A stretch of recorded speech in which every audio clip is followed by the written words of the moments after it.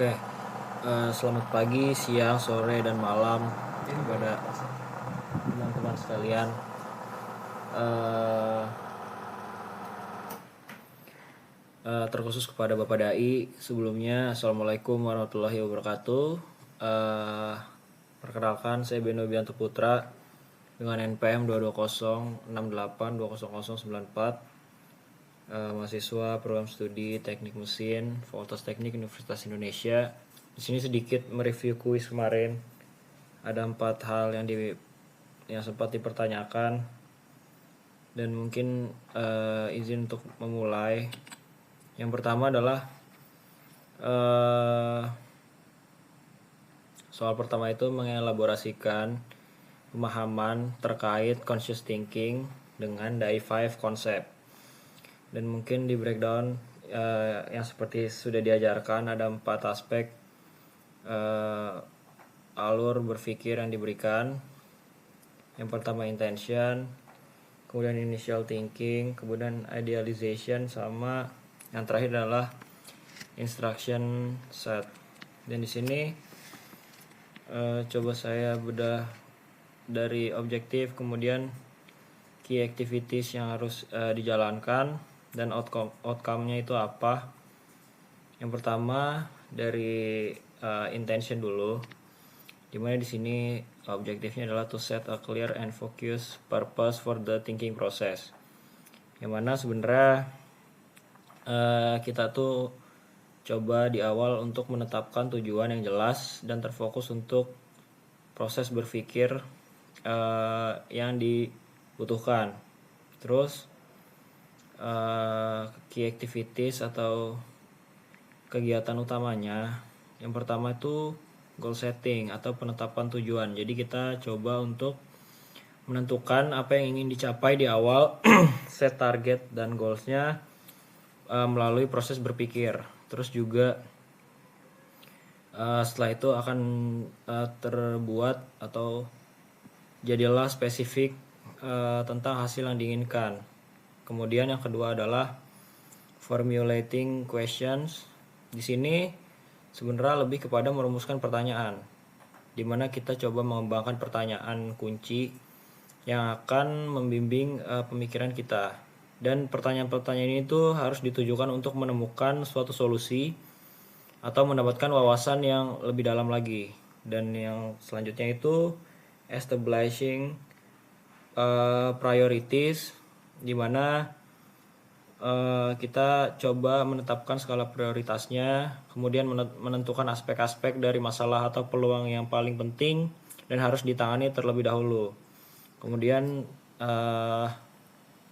yang terakhir itu dari intention, dari key activitiesnya adalah aligning with values atau menyelaraskan dengan nilai, yang mana kita harus pastikan bahwa niat kita itu selaras dengan nilai dan tujuan pribadi atau juga tujuan dari apa yang kelas dari metode numerik ini inginkan.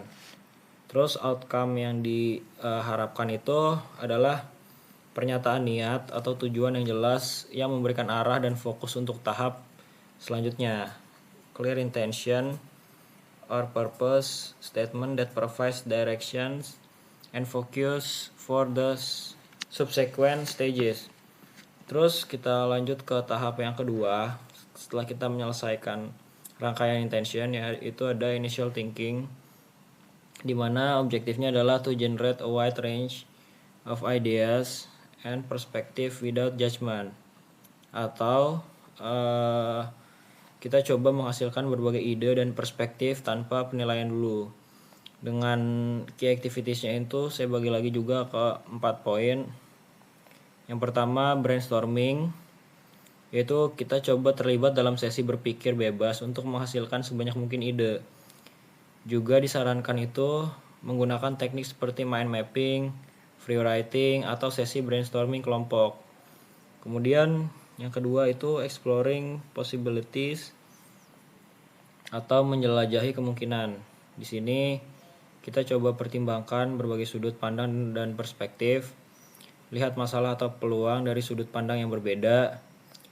Dan juga yang ketiga itu encouraging creativity atau mendorong kreativitas. Kita coba ciptakan lingkungan yang mendorong pemikiran kreatif, dorong ide-ide liar dan tidak konvensional tanpa kritik atau penolakan secara langsung. Kemudian yang terakhir itu documenting ideas, yaitu keep a record of all ideas generated, no matter how far-fetched they may seem. This helps in later stages when refining and evaluating concept. Terus outcome-nya itu kita jadi punya daftar lengkap ide yang sudah kita rancang dan solusi yang potensial untuk masalah-masalah yang ada, kemudian memberikan dasar yang kaya untuk pengembangan yang lebih lanjut. Itu adalah outcome yang diharapkan. Terus kita berlanjut kepada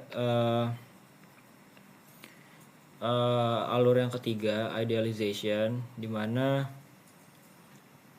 objektifnya itu to refine atau untuk memperbaiki and perfect the most promising ideas from the initial thinking stage, atau menyempurnakan ide-ide paling menjanjikan dari tahap pemikiran awal.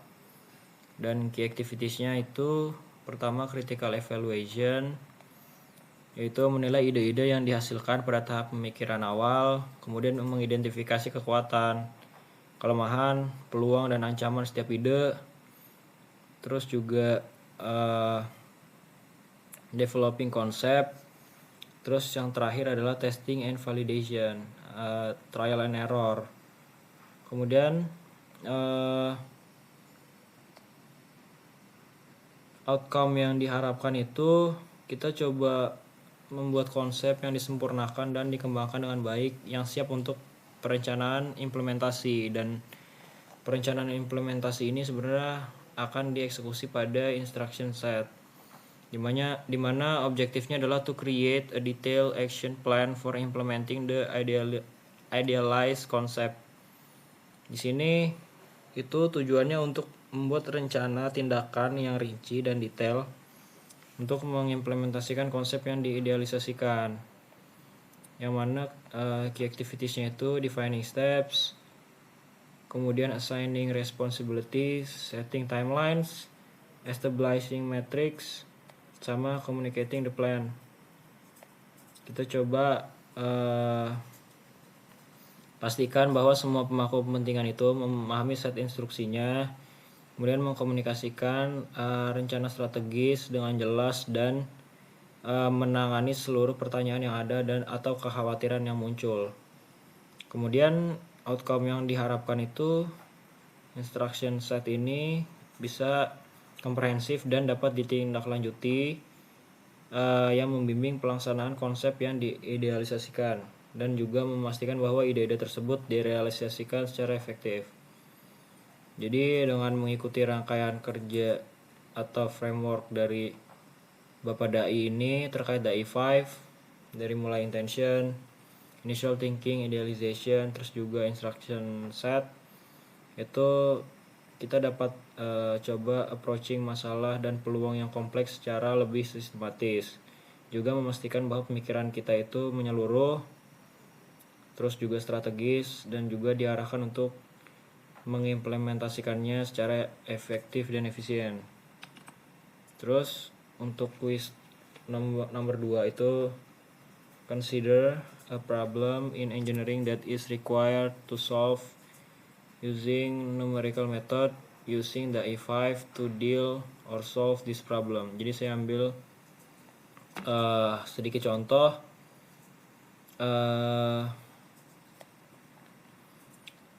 Yaitu optimizing the structural design of a bridge to minimize material usage while ensuring safety and durability. Jadi di sini kalau kita implementasikan dengan DAI 5, sebenarnya kita coba dari intention, dimana kita coba lagi set a clear and focused purpose for the optimization process. Di sini goal settingnya itu untuk meminimalkan penggunaan material dan biaya sambil mempertahankan atau meningkatkan keselamatan dan daya tahan jembatan. Aim to minimize material usage and cost while maintaining or improving the bridges safety and durability. Terus juga kita berlanjut ke formulating question, eh, pertanyaan kuncinya itu dari yang saya mungkin kira-kira di sini ada 3. Jadi yang pertama itu apa material yang paling efektif untuk jembatan, bagaimana kita dapat mengurangi penggunaan material tanpa mengorbankan keselamatan, dan yang terakhir kita coba dengan pendekatan metode numerik, yaitu metode numerik apa yang dapat digunakan untuk memodelkan dan mengoptimalkan desain tersebut. Terus kita establishing prioritize, terus aligning with values, terus outcome yang diharapkan itu dari niat yang jelas untuk mengoptimalkan desain jembatan menggunakan metode numerik dengan fokus pada efisiensi material, kemudian pengurangan biaya, dan mempertahankan keselamatan serta daya tahan dari jembatan yang akan dibangun. Terus yang kedua kita ke tahap initial thinking, di mana objektifnya sendiri itu generate a wide range of ideas and perspectives on optimizing the bridge design, atau kita coba menghasilkan berbagai ide dan perspektif tentang optimasi dari desain jembatan. Jadi desain ini salah satu hal yang krusial juga. Terus key activitiesnya dari brainstorming, kita coba menghasilkan ide untuk berbagai desain dan material dari jembatan. Pertimbangkan juga berbagai teknik optimasi seperti analisis elemen, terus juga algoritma genetik, terus juga metode gradient descent. Kemudian kita coba exploring possibilities, kita coba explore konfigurasi desainnya, terus kombinasi material dan metode distribusi beban yang berbeda-beda. Terus coba kita encourage creativity, encourage creative solutions such as using composite materials, innovative structural shapes, and smart materials. Terus coba kita documenting ideas, ya sebagai rekapan kalau kita udah menghasilkan ide-ide yang udah bisa diimplementasikan. Terus outcome-nya apa? Yaitu adalah a comprehensive list of potential optimization techniques and design ideas ready for future development and evaluation. Jadi kita punya daftar lengkap teknik optimasi dan ide yang kita udah hasilkan, dan ini siap untuk pengembangan dan evaluasi yang lebih lanjut. Kemudian berlanjut kepada idealization, kita coba objektifnya refine and perfect the most promising ideas from the initial thinking stage sebelumnya. Terus key activitiesnya ya kita coba critical evaluation dari desain yang kita buat, terus selecting viable ideas yang paling possible dan juga punya banyak keunggulan dari segi desain dan material yang dipilih. Terus kita coba developing konsep secara detail, develop detailed models and simulations for the selected design. Terus kita coba integrasikan dengan numerical methods like FEA untuk menganalisa beban distribusi, terus load bearing capacity dan material usage. Terus kita lakukan testing and validation, trial and error untuk simulasi, dan kita coba menskalakan posibilitas keunggulan dari material dan bahan yang kita pilih dan desain yang kita pilih dari prototipenya. Terus adjust the design based on validation result, dan outcome-nya itu refine and well develop bridge design concept, optimize for material usage and cost while ensuring safety and durability. Terus yang terakhir itu kita berlanjut ke tahap final, yaitu instruction set. Kita coba dengan tujuan atau objektif itu membuat rencana tindakan yang rinci untuk mengimplementasikan desain yang udah kita pilih untuk jembatan yang bisa dioptimalkan lebih lanjut. Terus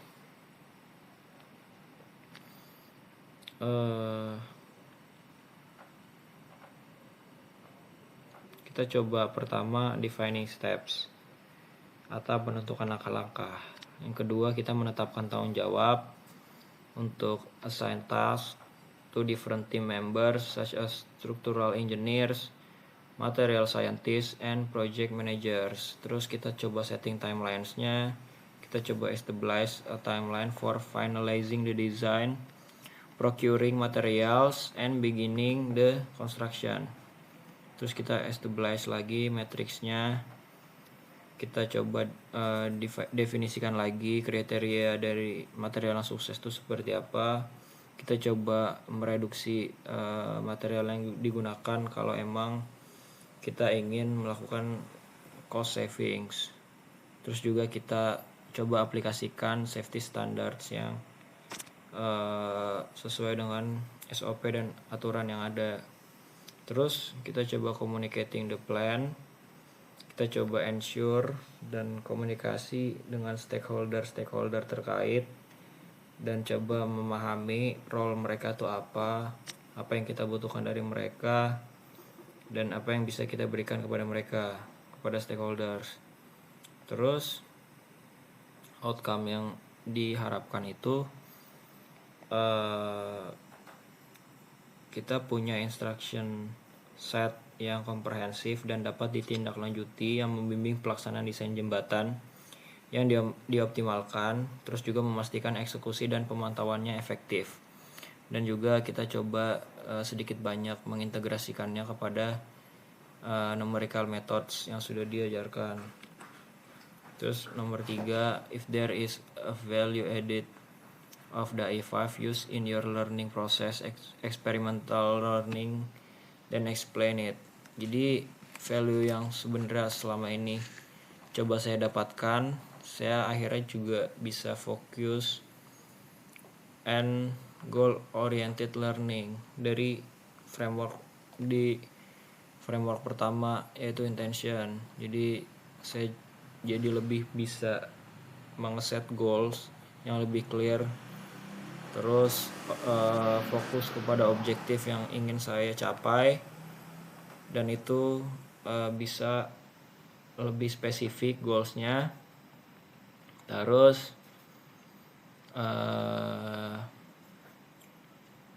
yang kedua, strategic thinking. Jadi saya coba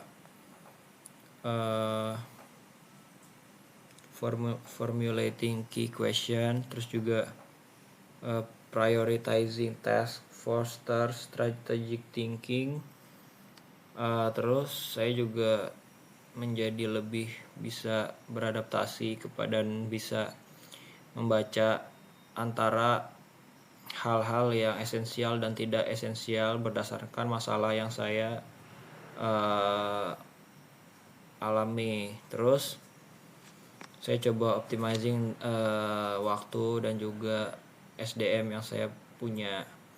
Kemudian saya juga belajar tentang, akhirnya di initial thinking saya belajar tentang creativity and divergent thinking. Yang pertama, saya dipaksa untuk membuat suatu ide. Terus juga saya juga dipaksa untuk bisa bereksplorasi dengan diverse perspektif, untuk bisa punya banyak masukan dan juga punya banyak perspektif dari banyak orang. Terus yang ketiga adalah critical analysis and refinement, atau analisis kritis dan penyempurnaan dari segi tools yang ketiga, yaitu idealization. Di sini saya pastikan saya sendiri bisa untuk analytical thinking, terus development yang lebih detail untuk perencanaan dari apa yang ingin saya capai.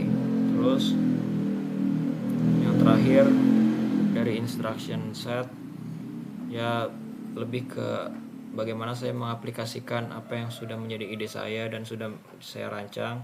Terus bagaimana saya mengimplementasikan dan mengeksekusi hal tersebut dengan baik. Di sini yang dititik beratkan adalah actionable plans. Jadi apapun yang sudah kita plan atau rencanakan tidak akan berdampak apa-apa atau tidak akan terjadi apa-apa apabila kita tidak melakukan aksi nyata dan kita tidak berani untuk mengambil resiko. Terus di sini juga belajar tentang responsibility sama accountability, tanggung jawab dan akuntabilitas. Yang mana saya juga perlu untuk menetapkan batas waktu, timeline, dan banyak hal yang esensial yang banyak orang menganggap itu suatu hal yang kecil. Dan terakhir, soal nomor 4 adalah do self evaluation and write it down. Atau dari Bapak Dai sendiri disuruh untuk muhasabah. Mungkin saya bagi menjadi 3 aspek, yaitu strength, weakness, dan areas for improvement. Yang pertama, strength yang bisa saya gali dan saya maksimalkan, yaitu tadi balik lagi analytical thinking, kemudian creativity and innovation, terus juga goal orientation, dan yang terakhir adalah practical application dari instruction setnya. Kemudian weaknessnya sebenarnya masih terkait time management, terus skala prioritas, terus detail orientation, sama delegation atau pendelegasian beban kerja. Terus areas for improvementnya ya balik lagi berkaca dari weakness yang saya punya, yaitu coba improving time management, terus enhancing skala prioritas, terus juga attention to detail, sama effective delegation atau pembagian kerja yang lebih bisa efektif terhadap orang lain. Mungkin sekian dari pemaparan video tentang review kuis minggu lalu terkait bagaimana implementasi DAI 5 dan lain sebagainya. Kurang lebihnya mohon maaf. Wassalamualaikum warahmatullahi wabarakatuh.